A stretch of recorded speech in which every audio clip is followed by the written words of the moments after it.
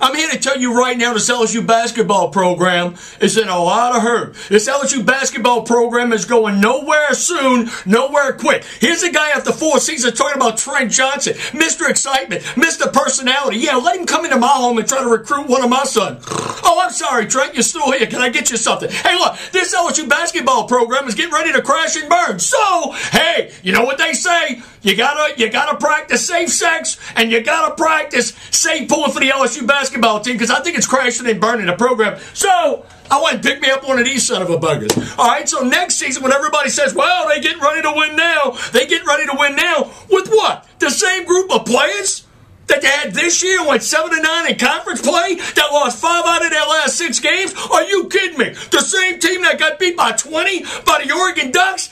There's no crying in baseball, right? You remember that movie? Love that movie. I still tear up. Somebody thinks I'm cutting an onion in my kitchen. But you know what? There's no getting blown out in the NIT tournament. Hey, your son should never get blown out in a T-ball game, and if he never gets off the bench, he shouldn't get a trophy at the post-season awards banquet either, okay? And guess what? When Uncle Buck says, you bring it over here, young whippersnapper, I can take you down. And then he beats you 5 out of 7. It's inexcusable. Trent Johnson has 0 personality. Every time I hear him try to explain another loss, like 5 out of the 6 games to end this season, every time he explains, well, this guy and that guy, hey, Trent, suck it up. You're not getting it done, and you know darn well, if you wasn't Joe Oliva's guy, and Joe Oliva came in after Trent's first season, and has seen what Trent has done since then, by the way, his numbers after his first season, you're not going to believe this. The guy's 40-55. 40-55, eliminate the 27-8, which was players, Marcus Thornton, Bo Spencer, Tasman Mitchell, and Chris Johnson that John Brady came in. So all Trent did is sit down and eat the steak,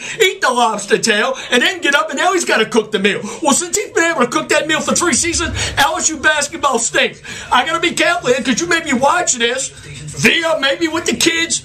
Trent Johnson's basketball program is in a state of disarray. It's not going to get any better. That's what it is. LSU gets beat by 20 by Oregon, and guess what? Everybody's coming back besides Malcolm White. And they lose 5 out of their last 6. They get blown out in the NIT. And the guy that got coming in that's supposed to be a stud scorer next season, Malik Morgan, 2-way. He played for Curtis. Curtis beat Riverside in the state championship game. He only scored 6 points.